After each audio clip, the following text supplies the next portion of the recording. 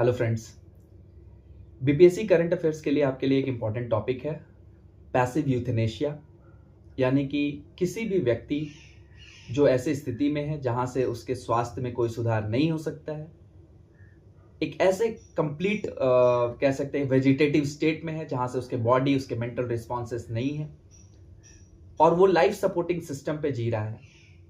तो passive euthanasia का मतलब है उससे वो लाइफ सपोर्ट सिस्टम ले लेना, ताकि धीरे धीरे धीरे धीरे वो उसके जो डेथ का जो प्रोसेस है उसकी तरफ उसको लाया जा सके। इंडिया में पहली बार सुप्रीम कोर्ट ने इसे इंप्लीमेंट करने के लिए हरीश राणा नाम के एक व्यक्ति के, जो कि एक वेजिटेटिव स्टेट में जी रहे थे, उनके लिए इसको परमिशन देने की बात की है।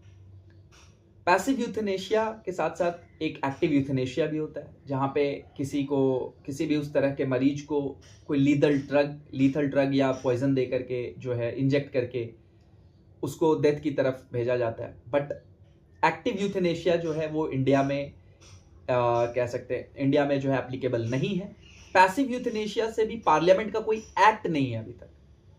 अलग अलग केसेस ने इसके कह सकते हैं कि डेवलपमेंट में योगदान दिया है।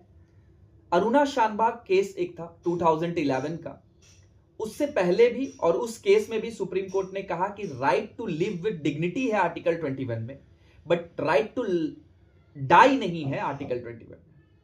अरुणा शानबाग केस तक यही स्टैंड था। बट कॉमन कॉज का जो केस है, common cause versus union of India, जो 2018 में हुआ, उसमें right to die with dignity को फंडामेंटल राइट के अंतर्गत आर्टिकल 21 के अंतर्गत सुप्रीम कोर्ट ने कहा कि राइट टू डाई भी आर्टिकल 21 का एक पार्ट है, इंटीग्रल पार्ट है। तो ये इसी से पैसिव यूथेनेशिया की भी जो है वो थोड़ी शुरुआत होती है।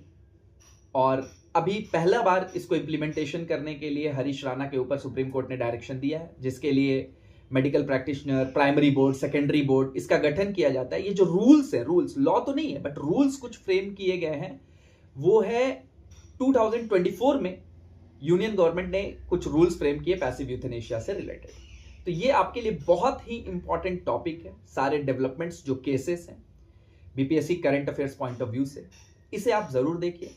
Thank you.